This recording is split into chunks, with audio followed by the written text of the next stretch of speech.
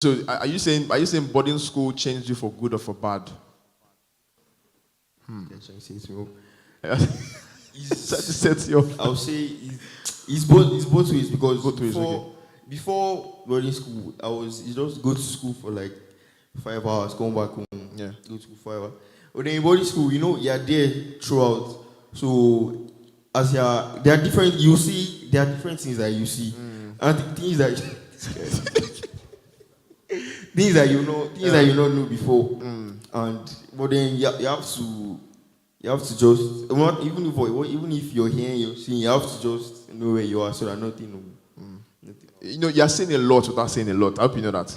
I hope you know. Down. You said what you want to say. Okay, no problem. I won't probe for that.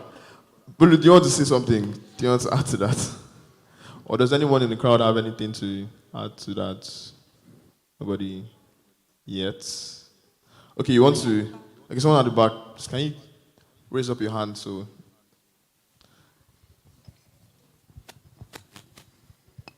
Yes. Kindly tell us your name and what you want to say. My name is Adekunle Musolami. Yeah, I'm sorry to take us back to the former question. Yeah, and the question was, is adulthood scam? Yeah. So basically, for me, the scam used in that word, it's not really about childhood is scam like that, but it's trying to keep you focused on what it is and what it takes to be in life. For example, growing up was like, okay, because I remember then when my mom would like get a crate of egg and try to give us, like, we just take one to school each day. And when I was with her, I was telling her that, okay, when I grow up, I'm going to buy like 5 crates of egg in my house. Then I'll start eating it as I like, because she refused to give me more than what I wanted. So now growing up for me, it put me on the track that you have to know what you want to do in life. And when you're growing as a child or a teenager, whatever, you have to just, whatever things you have around you, have to revolve positively. Do you understand? So, and again, it's not a scam in the sense that they are telling you that you cannot grow. But it's trying to tell you that you have to be focused with everything you're doing. Like, you have to just keep yourself on the track daily. Because you go to school, from school you work and all that. So when you're going to school, it also tells you to multitask. Because when you're growing old, adulthood will not be that easy for you. The things you feel like, okay, when I was a child, my mom is saying I should not do that. When you're growing, it will put you on that, like, when they are not there, the training and everything you've gone through would shape you to the right way. So that's what I want to... Okay, thank you very much. A round of applause for her, please. Okay, so, Bolu, do you want to say something now? No, okay, all right. So I'll just ask 2 more questions because I have 5 minutes left. 2 more questions. And I want you to be very open this question, or these 2 questions. So the first one is, let's talk about generational difference.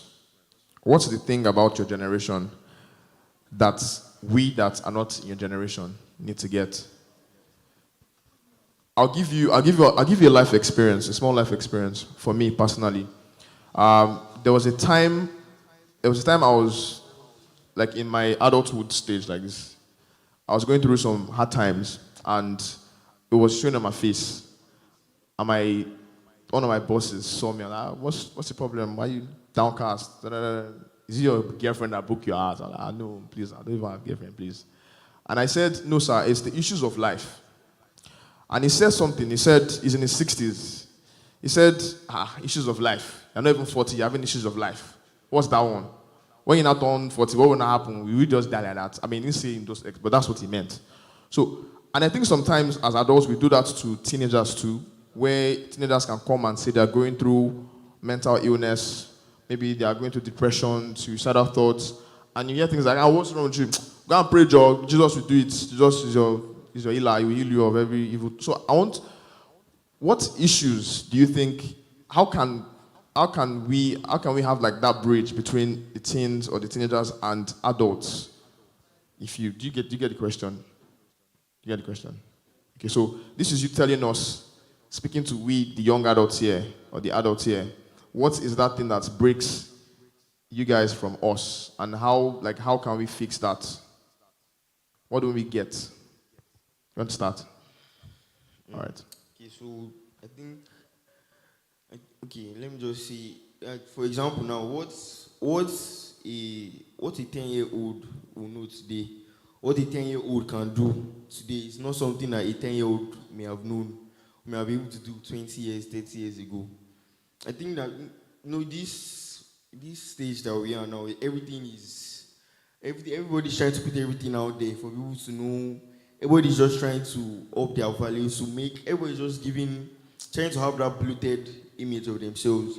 And when somebody feels, okay, for example, on social media now, when somebody is, social media is very prevalent in these Times, yeah. these times. So when somebody sees another person and they feel that they deserve that life, that they are meant to be like that kind of person, some doubts, depression, different things that are unnecessary just setting because they feel that they have to live up to the kind of standard that they are seeing. But then they don't know that what you are seeing is what the people want you to see. That what you are seeing, you don't know what they are doing. You don't know there's some things that they may be doing now to get that money or to get that car that you may never be able to do in 3 lifetimes. For example, there was a story of these people that young boys, they have cars, have houses, have everything. So by the time they now arrested them, now found out what they were doing, said that I don't know whether it's every night or every midnight. There's that thing that they have to have. So they should not be too hard on them because before, in the days when our parents were growing up, is when you graduate that you can think of building a house of 10 million, build this of 15 million. But now that anybody is doing anything, so everybody feels like they have to live up to par with the rest of. So they should just understand what some of these children think and try to advise them instead of being so hard on them and treating them with the same mindset that they grew up with. Oh, a round of applause for Great, please. So, Bolu, what can you say are the things that keep your generation from my generation? Okay, I think the way they communicate to them, most people don't actually understand teenagers or what is going on in their heads sometimes. And the way they try to relate things, and let me say parents, for instance, now, they're trying to say, okay, I don't want you to go to this particular place. Okay, I have an outing that I've been planning with my friends for a long time. And I've given you notice ahead because, sometimes some parents, they want to go somewhere, you don't tell them like a week before, 2 weeks before, saying no to it. So I've given you this heads up, okay, I'm going somewhere this day. And then on the day, you're like, you're not going anywhere. Like, you're not going anywhere. And they don't really understand you or why you even want to go or take time to even sit down and say, let me even understand this, my child, the kind of child I have. Or when they say, okay, go and do this particular chores, the communication. They believe in yelling. Some parents actually even still used to beat their teenagers. Can you imagine? Like, I seen beating teenagers, like what? That's not a way of communicating. Like seriously, to us. like a whole teenager. Who does that? 17-year-olds. What is that? I don't say anything. So, okay. Oh. I believe in sitting us down, knowing finding the way we can actually relate to your children, knowing the way to communicate to them, that they understand. But there's this, okay, allow me to, should I play I won't say devil, but the angel's advocate here. Let me speak for the parents to an extent. So there's this belief that some children, whether you're a teenager or a preteen, you will not get the message until one or two enter your body. So do you feel like it works for everybody, or do you feel like, like they should apply it? Let me not put answers in your mouth. No. What do you say to that? It does not work for everybody. At all. It does not work. That's why I say you have to sit down to know the kind of child you are. To know if it's a child that needs spanking once in a while, or the child that just needs for you to talk and understand. Once in a while, as a teenager too, Abby. Do you have anything to add, so you don't want to? What you said about the parents, you Is he okay? That the children do not like understand. Yeah, like because some parents believe that for their children to get it, because this your belief. I'm of that opinion too. You understand that my own kids. I want to speak to them, converse. No beats, make you converse. Thank you very much. No trying to flog or anything. You understand? But I've been told that you have to balance it. Flog here, talk here, flog here. So, do you agree? I thank God for my parents. My parents used to when I was still small, I did not really know anything like that. Okay. So them they used to beat me obviously. They used to. Or then now they feel that something is that they don't like something I'm doing or something. They'll talk, and obviously when for me when they talk to me, especially when it's repeated, I'll feel somehow obviously change. But then at the same time, what she said about parents need to know their children. She know what your child can do and what your child will not do. But then she said something about like, let's say you want to go out now and you tell your parents ahead of time, okay, I want to do this. If you're going out, you may honestly just want to go and meet somebody that I have not met in a long time. Just want to go and chill, watch football, play games, do different things.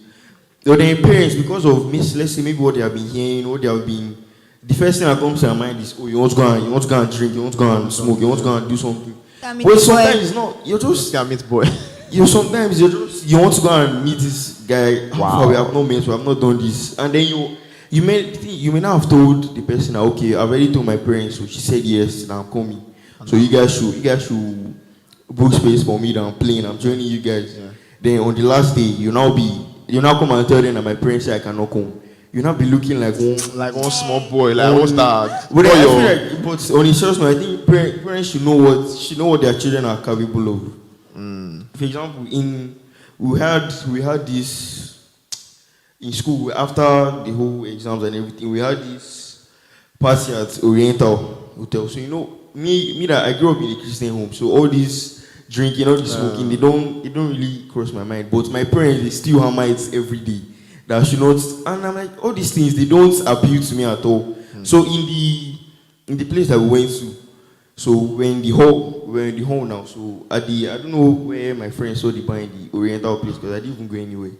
But as I was at the table, some people just came to me with some cups that girl borrow. We went to buy vodka or that Alpha want to. Yeah, now. I said, are you guys okay? Where do you guys find vodka from? They now said that you went to buy from the bar different. I said, okay, I said, I don't know you guys. Then they catch you. But then I thought that they were lying. That there's nothing. But then by the time I smelled what was, I think it was very strong. Okay.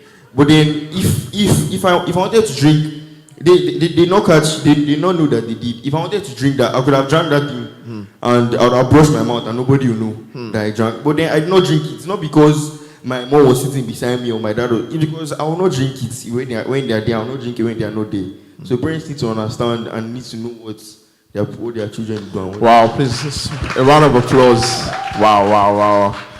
I mean, they can't even use skin on you again now. You're already growing beard. What's that? Got this grown man beard flogging. What's that? I appreciate your responses. Thank you very much, as well as Bolu. Before I let you go, I want us to talk about one thing in the next 2 minutes quickly because I'm already seeing time up here.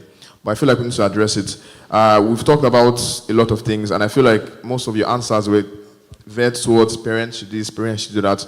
Let's talk about peer pressure. It was mentioned at some point, the friends you keep. I want two of you to share an experience of where you were peer pressured into something. You did it. You understand? You did it. There's no need to lie here. You did it. And maybe another experience where you were peer pressured into something and you didn't do it, and why. I think you already sort of shared one, which is the drinks and everything. So if you have another one, you can share. So, Bolu, do you have any experience? The reason is because I want us to just address it here with the every single person here about peer pressure. So that it shouldn't be like we're just talking about parents. Let's talk about the friends you keep and things like that. So. Okay, so there was a time in school where I had this group of friends, and then at a point, we're just friends at first, but at a point, they started dating each other. Okay, this one is my boyfriend, that one is my boyfriend. and I was not in support, and then it started on my head. They were like, how can you be in our group and you say that you don't want one of us to be your boyfriend or something like that, and then the pressure started. I could not enter class in peace. Everyone was on my head. Do this, do it. Why are you not doing this? Why are you not doing that? I want to form a MG of our side. So it became a big problem for me in school at that time. I was like, God, how am I going to get out of this one? So I did it, and then at the end of the day, it was a crazy experience. It was a crazy experience, sharp. So that's the peer pressure that I was pressured into, and I did it. Then the other part was. Sorry, it was a crazy experience because you regret the things that happened. This is Unbarred, so there's no need to. It was a crazy experience. Just clarify that. As in, why was it? Was it because you did what they said you should do, and you felt like nobody as they talk more, or is it that it was a crazy experience because? I mean, I want to know why, to an extent, it was a crazy experience. If you want to share.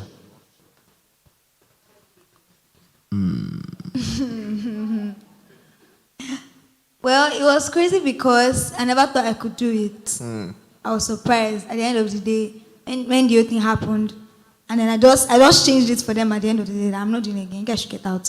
So it was a crazy experience because I didn't believe I could do it. Okay. Like, as I was crazy for me, it was outrageous. So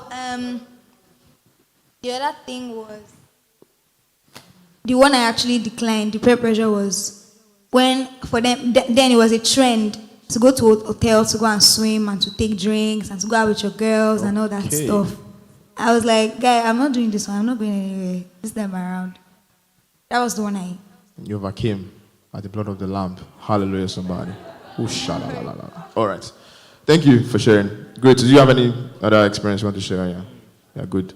Okay, so I think that was in school. Yeah. So I'm not even trying to make myself look like a holy guy.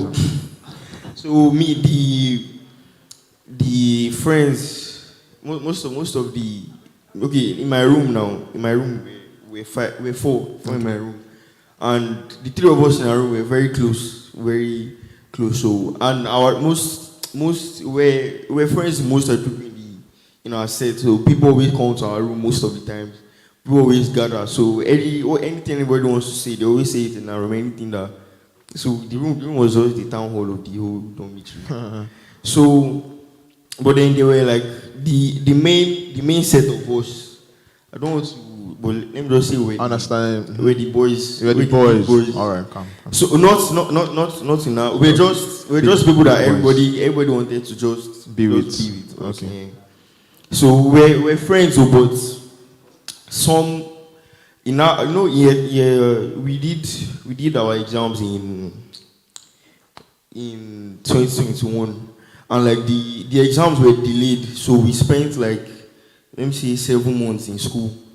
And all these other sets to come, they will go on holiday, and also we're still in school. So we had like the whole school to ourselves, basically, and teachers themselves, they were tired that they should stop calling them. So some of the people now, because we're not that much, but we're much to an extent because of how everybody was close together. Yeah. So some of the people now felt that they should go and start meeting girls, start talking to girls, start doing different things. And me and 2 other people.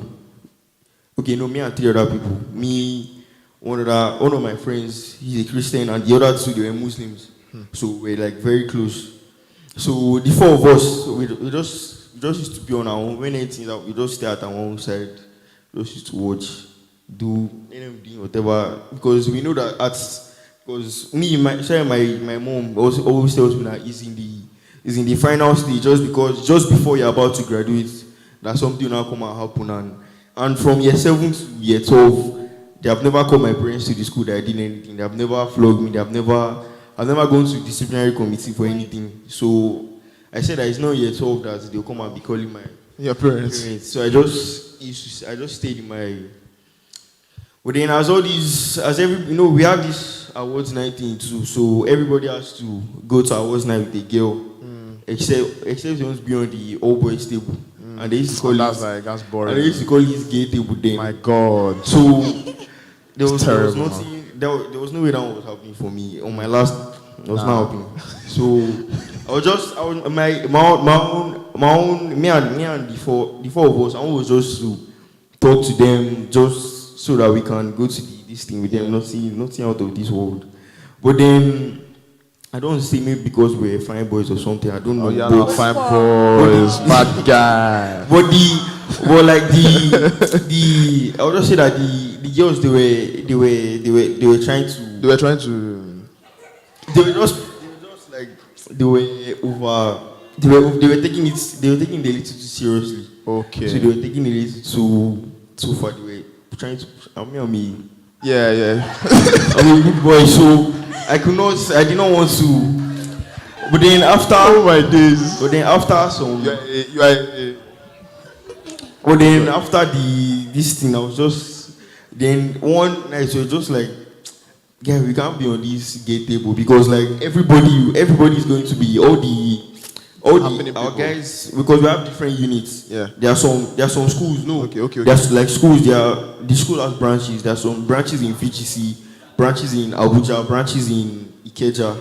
So there were like 4 branches, and all the sets were coming together to the. So how would all my friends from all the different schools like now see come you and on see the me? gate table, like what's that? No, it's not nice. No.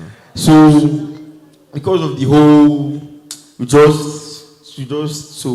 normally have these shows. I like the way I just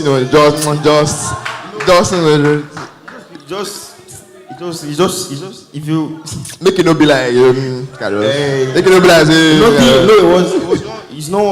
was not something that is out of, because in the limits that you have, there are also limits within the limits. I like the way I just sound so deep all of a sudden. In the limits that we have, there are not limits. Aspire to aspire. You shall have to use brain when you are doing something. Okay, use brain. As in, the way I agree, you have to use brain when you are doing something. Okay. You have to just use brain. That's just how it is. So that it not get too serious. So you're not gonna short child. They'll start disturbing us. Okay, so the summary now of these issues, of these stories, there was peer pressure. Did you fall into it or not? Okay, to an extent. To an extent you did. To an extent I did. Because not because it was something like I was pressing for. It was just because I don't know how to explain it. I don't know how to. It was just it's not a do or die situation, I bet. But you just did it that time, and that was okay. Then we just did it. Got over. It was nothing serious. Life. Okay. So then I think the one that I just didn't do at all was the one with the drinks, the smoking. Yeah. Because if I tell my parents, some of the friends that I know, I don't think I will ever leave my house in this life. Because most of them, they are, because of, I don't know, maybe because of the school I went to, most of them, their parents are politicians, so from a young age, they normally drink, so some of my friends tell me how, let's say on Christmas now or something, that their parents will buy alcohol and come and tell them to come and drink. And then I'll now be, because I'm there now, because they're coming to my room to talk, and I'll have to be there obviously. So they'll now be talking about the prices of the kind of alcohol that they have drunk. Like this bottle was this amount, this bottle. They'll now ask me, "Guy, about Alpha, which this thing have you?" I say, which one are you? Guys, only fruits when me I used to drink. I don't know what you guys are drinking. And different things. And some of them they have people that buy all these drugs, weed, and so they'll now be asking me, there's this guy, have you taken this Arizona, all these, I don't be shaking my head, all these names, I've not heard them before. I don't know there's Arizona, I don't know there's this one, you just say, guy, this one, if you smoke this one, it seems to smell very strong. I'm like, okay. All those, different things like that, but it doesn't move you. It doesn't move me. That's so I was able to know. Hallelujah. And we pray that it will continue to not move you in Jesus' name. You will remain like this in Jesus' name. A round of applause for them, please. I see if I should just continue, but time is of the essence. Okay, one contribution from the crowd, and that is all for this session. Mic for the... Can we have the mic for the person at the back raising up your hand?